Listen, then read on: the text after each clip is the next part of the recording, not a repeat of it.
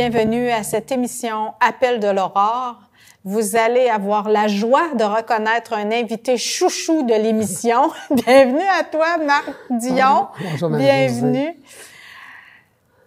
Le 9 mars dernier, Marc, on soulignait par une messe, par une célébration suivie d'une célébration eucharistique, suivie d'un repas, le 5e anniversaire de décès de l'abbé Gérard Marier. C'est ça. D'où l'idée de produire cette émission. Il a été pendant de nombreuses années l'animateur de cette émission Appel de l'Aurore, en souvenir de cet homme extraordinaire qui a marqué ta vie, nos vies, et certainement encore certains d'entre vous, chers amis de la télévision. Qu'est-ce qu'on retient 5 ans après, Marc, du passage de cet homme dans ta vie? Qu'est-ce que tu retiens? Ses thèmes, chouchous, comment il t'a marqué? Bien, premièrement, moi, je suis allé, quand je rentre pour la première fois, j'allais à une conférence. J'étais étudiant au cégep. Je suis allé à une conférence à l'auditorium du cégep de Victoriaville, puis c'était sur la crise des valeurs, puis il y avait un conférencier, c'était Gérard Marier, mais moi, je savais pas qu'il était prêtre. Puis finalement, à la fin, il y a un jeune qui lui pose la question, parce qu'il disait que les valeurs, c'est toujours une crise de finalité. Pourquoi on vit? Puis il y a un jeune qui lui a demandé pourquoi il vivait. Puis il lui a dit tout simplement, pour moi, vivre, c'est Jésus. Moi, je m'inspire de Jésus pour vivre ma vie. Puis moi, déjà, j'étais comme en recherche de sens.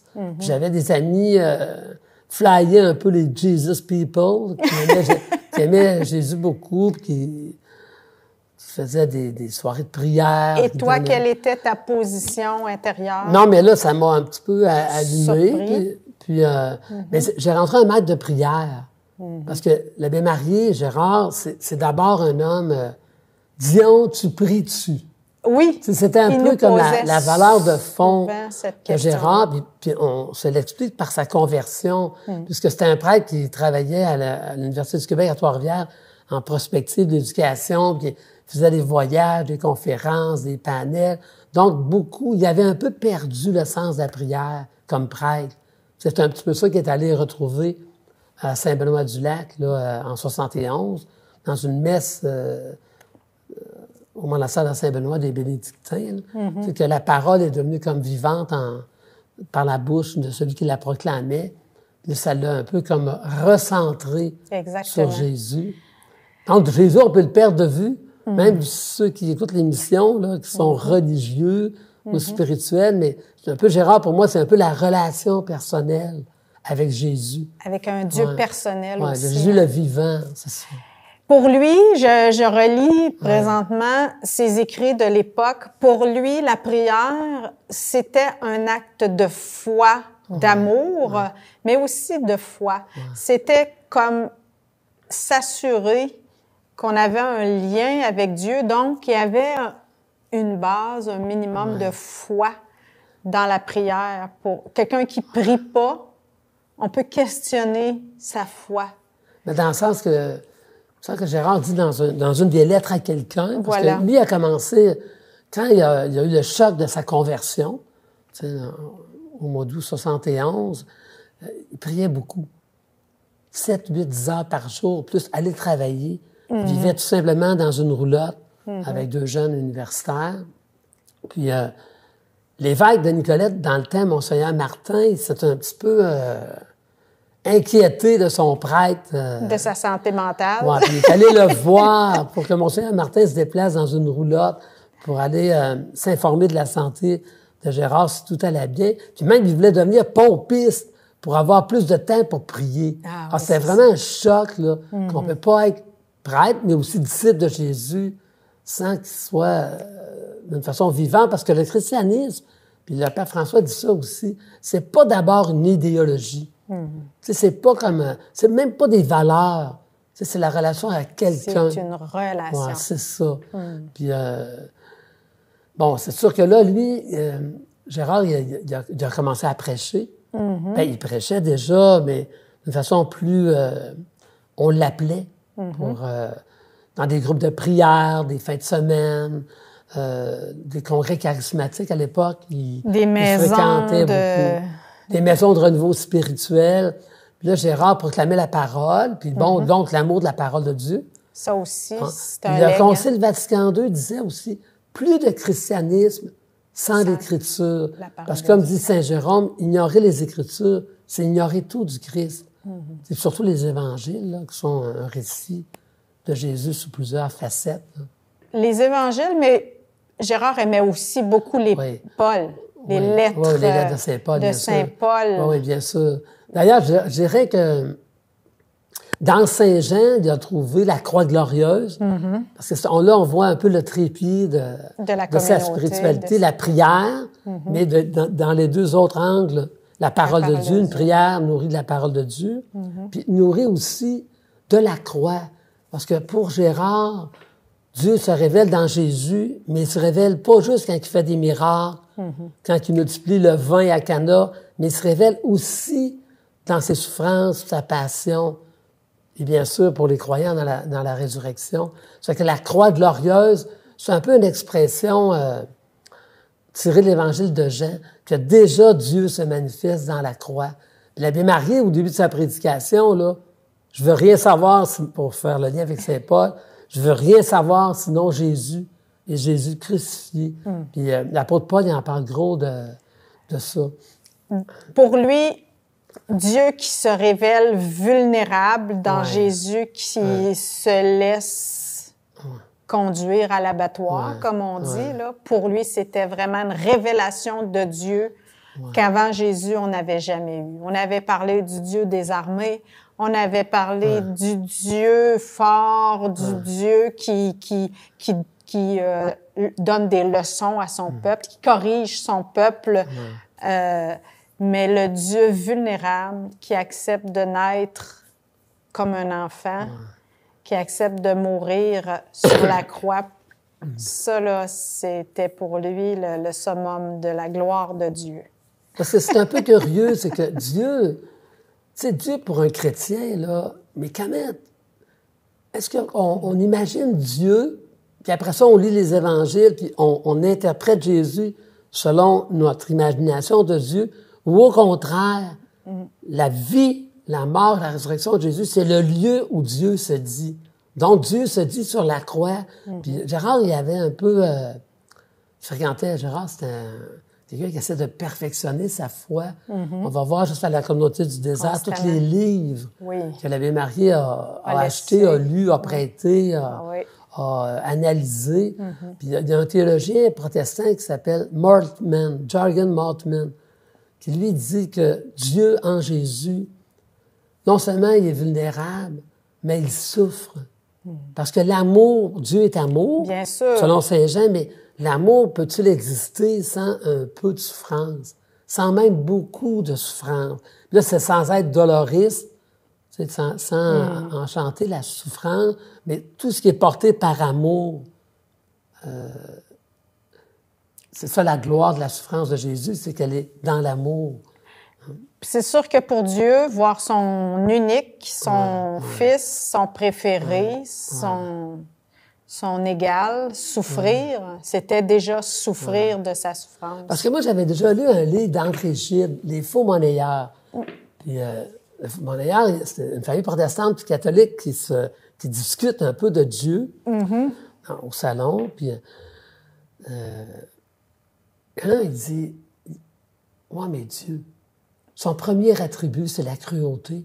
Il laisse mourir son fils. Puis moi, ça m'avait inspiré un travail à l'université. Quand tu es en théologie, tu fais des travaux sur le sujet.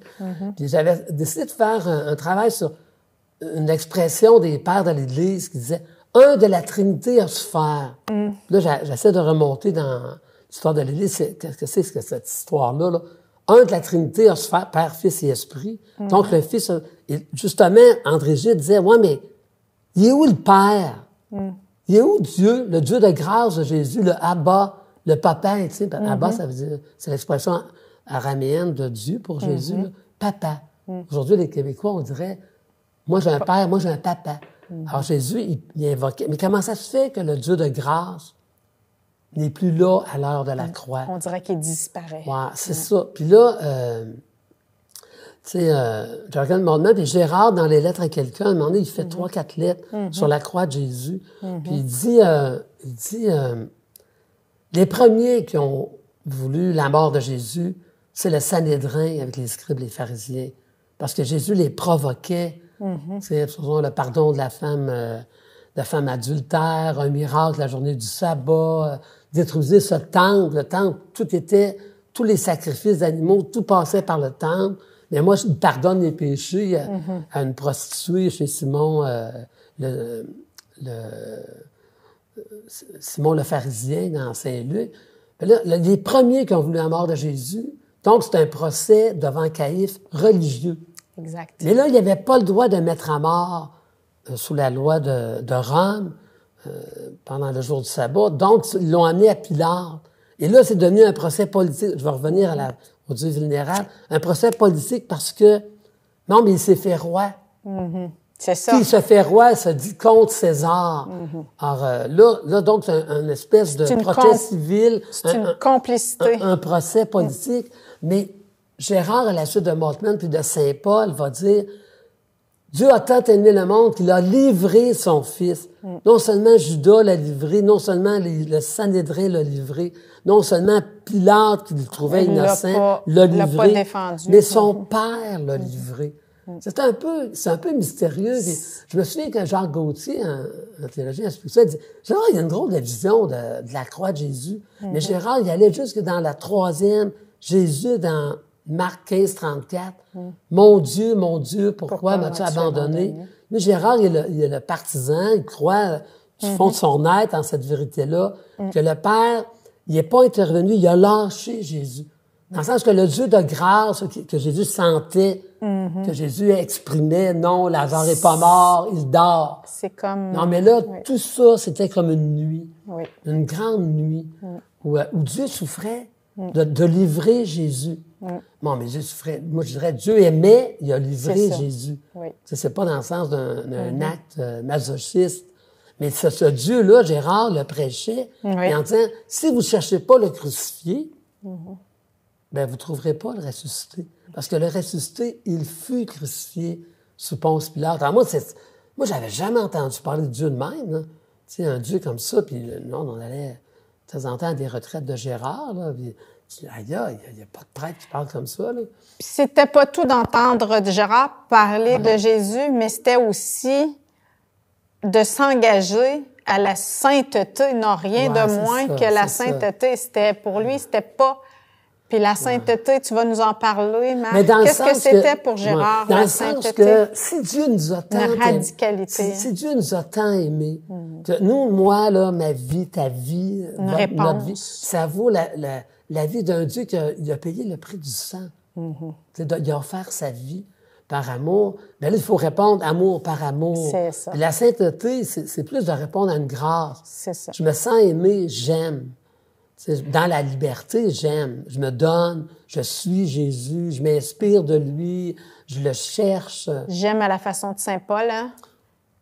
Qui pardonne tout, qui est patient. Moalim à l'amour. Qui excuse tout. Combien de fois on l'a entendu prêcher sur l'amour, qui excuse tout, parce qu'on fait des pardons mais là, regardez bien, impossibles sans Dieu. Mais hein? regarde c'est bien, ça si aussi. Dieu il est tel que révélé par Jésus, c'est-à-dire un être de relation, Père, Fils et Esprit. Donc, Dieu n'est plus l'unique. C'est ça. Dieu n'est plus seul. Dieu, il est relation. Donc, Gérard, lui, dans sa messe de conversion là, à Saint-Benoît, c'est un texte de Matthieu 16 qui était finalement « Suis-moi, donne-toi, mais sur toi, je vais bâtir l'Église. » Pour toi. Autrement dit, on ne peut pas suivre Jésus seul. On ne peut pas s'inspirer de Dieu, puis à moins d'avoir une vocation extraordinaire d'être ermite au mont Athos. Mais c'est pas la révélation que non, mais c'est ça, c'est ouais. le corps du Christ, de rassembler les enfants de Dieu dispersés, comme dirait Saint Jean. Donc, suivre Jésus avec d'autres, d'où l'importance pour Gérard de la fraternité, de la communauté. Puis, je ne dis pas qu'une paroisse, c'est pas une communauté, mais une communauté, où on voit les uns les autres. Tu sais, quand Jésus dit « aimez-vous les uns les autres il faut toujours bien qu'on sache c'est qui les uns les autres. Il n'y a pas de plus grand amour que de donner sa vie pour ses amis. Mais Jésus dit aussi dans Saint Jean, une phrase toute simple, mais on dit à des chrétiens, voyez comme ils s'aiment. Donc, essayer d'exprimer un peu de cet amour. C'est ça. Qui parfois se rend vulnérable. De temps en temps, on se fait plus sur pied, on pardonne. Un peu comme dans la vie de couple, dans la vie de famille. Mais pour l'abbé Marié, c'était aussi une famille ouverte, avec d'autres chrétiens, d'autres disciples. Non, mais aussi qu'il y a une communauté entre des disciples. D'où les groupes de prière, d'où les communautés nouvelles. T'sais, pour Gérard, même les communautés traditionnelles, c'est-à-dire les communautés qui sont nées avant le désert, avant 50 ans, là, les communautés nouvelles, les communautés religieuses. L'abbé Marié, il prêchait des retraites, des fois l'été, il allait à des sessions pour essayer de renouveler, exemple... c'est un grand mot, là, mais donner du gaz. La prière. De l'Assomption, l'appel à la prière et tout. Oui, c'est ça. Non, mais qui se retissent serrés les uns les autres. Pour toujours former communauté. C'est ça. Marc, Marie, c'était qui dans la vie de Gérard? Oui, c'est sûr que Gérard... tu sais, Gérard, des fois, il disait « Je suis le plus traditionnel des catholiques. » Non, mais dans le sens que... Ça s'exprimait de la façon la plus originale qu'il y a pas. Non, mais dans le sens que lui, la Vierge Marie, quand il a étudié chez les Montfortins, les Montfortins, c'est Crillon de Montfort, avec son petit livre « Le secret de Marie », c'est sûr que Gérard, il a été un peu influencé, disons, le mot plus positif, là, par des gens qui aimaient Marie. Puis quand il est arrivé sa conversion... Bien, au pied de la croix, il y a une femme qui tient debout. Exact. Qui pleure, qui a un glaive qui lui transperce le cœur, comme disait quand elle allait présenter Jésus à Siméon, le prophète. Là, quand elle est allée présenter Jésus au temple, tu sais, ton fils sera signe de contradiction. C'est sûr que Gérard, en contemplant, parce que Gérard, je reviens au début, c'est un mystique, c'est un priant, un orant, quelqu'un qui fait oraison, qui prie, un prieux, comme il disait. Mais en contemplant Jésus crucifié, ben tu peux pas échapper à Marie et à Saint-Jean. Parce que Saint-Jean, il représente chacun de nous, l'Église. Saint-Jean, c'est l'Église qui est fidèle au pied de la croix. Puis là, ça a l'air un peu flyé ce qu'on dit, mais suivez-moi bien. Gérard disait aussi, à force de contempler Jésus crucifié dans sa prière, on le reconnaît parmi nos frères, nos sœurs. C'est ça. C'est des gens qui sont opprimés, qui sont appauvris. Donc, aussi, le lien avec l'option préférentielle pour les pauvres. Là, Gérard, pour plusieurs, c'est un prédicateur. Gérard, il prend l'avion, puis il s'en va au Pérou, en Amazonie, appuyer la mission franciscaine et les gens du désert qui sont là, entre autres Yvan, que vous avez déjà rencontré. Puis Gérard, aussi, dans sa maisonnée à Victoriaville, il accueille des gens qui sont vulnérables, des blessés de la vie, qui essaient de s'en sortir de la drogue ou des médicaments ou de l'alcool, de se réinsérer dans le milieu du travail. Donc, Gérard, c'est pas qu'un pelleteux de nuages. C'est quelqu'un qui essaie de vivre la fraternité, bien sûr, avec les gens du désert, mais aussi avec des moins fortunés. Plus large, c'est ça. Puis en revenant à Marie, je dirais qu'il voulait aussi, dans son enseignement, il y avait un souci de nous présenter une femme tout à fait contemporaine, avec des défis, avec une foi, bien sûr, hors de l'ordinaire, mais il trouvait qu'on mettait Marie trop haut dans les cieux, tu te rappelles, hein, puis on l'admirait comme si elle avait été une différente de nous. Pour lui, sa Marie préférée, c'était la Marie qui lave la vaisselle, qui fait à manger, puis qui s'occupe de son Jésus dans sa maison, de son Joseph, mais moi, de ses proches. J'ai un ami prêtre. La visitation, pour lui, c'était une parole... J'ai un ami prêtre qui organise des voyages en Palestine, dans le lieu de Jésus. Puis Nazareth, il y a 2000 ans, c'était à peu près 30 à 40 familles. Donc, puis Jésus a passé 30 ans de sa vie, comme dit Charles de Foucault, à Nazareth, à varloper des planches, puis à faire toutes sortes de de travaux manuels, de travailler le bois avec Joseph, en tout cas au moins dans les premières années avec Joseph. Donc, Marie, là, elle faisait les repas, elle allait au marché, comme toutes les femmes, elle allait le lavage, prier, c'est ça, une femme sainte.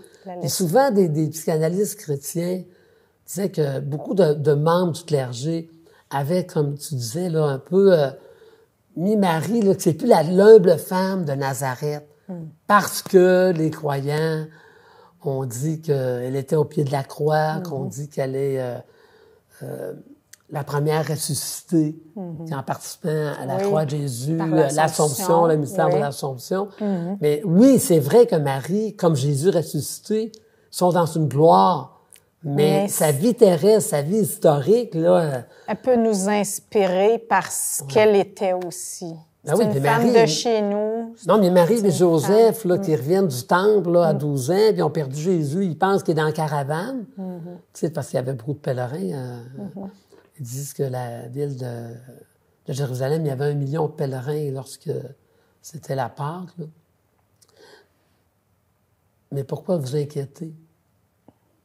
Je suis mon Père, le Père du ciel. Mais ça, là, c'est plein de parents, peut-être, qui nous écoutent, que leurs jeunes leur varlopent le cœur, là, en laissant les renier, qui s'éloignent, qui les jugent, qui les bousculent. Mais Marie aussi a été bousculée par son petit gars de 12 ans. Là. Alors, tu sais, dans le fond, quand tu regardes ça de même, tu te dis, bon, ben, écoute donc, mais qui est ma mère? Ce sont ceux qui écoutent la parole de Dieu, qui sont mes frères, mes sœurs, ma mère. Mais c'est sûr que les catholiques, nous, on va dire, s'il y en a une qui a écouté la parole de Dieu, c'est Marie. Oui. Mais ce que Jésus voulait dire, mais là, j'étais en train d'annoncer le royaume. Oui, laissez-moi. Ah, c'est ça. Pourtant, Marie, c'est avec Marie qui a provoqué le premier miracle, là, la multiplication du vin à la noce de Cana. C'est donc, elle était pesante sur le cœur de Jésus. T'sais, elle était pesante sur le cœur de Jésus, mais il faut pas en faire non plus...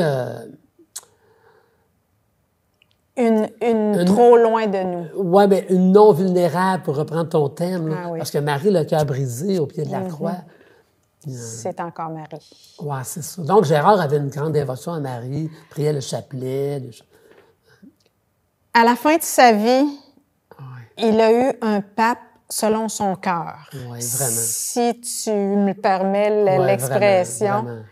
Il attendait ce pape-là. Il a connu quelqu'un qui l'a beaucoup inspiré, pour lequel il avait un immense respect, qui le rejoignait dans toutes ses valeurs, notamment l'écologie, le soin des petits, l'annonce de la parole de façon très candide et en même temps percutante. Spontanée, mais percutante aussi. C'est sûr que moi, j'ai déjà entendu Gérard discuter qu'il avait célébré la messe dans un bidonville à Lima, au Pérou, sur une caisse de liqueur, je sais pas trop, là, en bois. Puis, donc, Gérard avait quand même l'expérience du Sud. Puis, ceux qui nous écoutent, là, quand il était à l'université, il avait fait un projet, là, 20 capitales, une jeunesse. Il avait visité 20 capitales dans le monde avec l'université, puis 2 jeunes. Puis il avait écrit un livre, d'ailleurs, ce livre-là, je le lis à la maison. 20 capitales, une jeunesse, dans le sens qu'on est citoyen du monde, des jeunes d'un peu partout d'où on vit. Mais Gérard, avec le Pérou, il y avait le cœur au sud, dans l'hémisphère sud. Et quand ce pape-là, un jésuite, est arrivé du sud, puis non seulement il n'a pas... Avant de vous bénir, je demande que vous me bénissiez, puis il n'a pas mis des apparats là, des autres papes précédents. Alors, il faut dire que aussi, Gérard, il a mis les autres papes, mais particulièrement celui-ci. Puis le fait qu'il demeure pas au Vatican. C'est quand même... Vous avez fait un beau projet ensemble, c'est ça, avec François. Moi, c'est mon dernier projet avec Gérard. Là. Ça faisait 5 ans que le pape... que l'évêque de Rome était pape. Puis il y avait eu aussi Louis Soitu. Son encyclique sur l'écologie qu'on n'avait jamais vu dans l'histoire de l'Église. Il y avait même l'amour, la joie de la famille. Oui, c'est ça. Alors Gérard et moi, avec un petit comité de laïcs, élargi, il y avait une religieuse là-dedans, une sœur l'Assomption, on avait décidé de souligner ça, puis d'en parler à Monseigneur Gazer, qui était le seul d'entre nous qui avait rencontré le pape lors de sa visite à Limina, à Rome. On commençait, c'était pas une messe, c'était une soirée publique.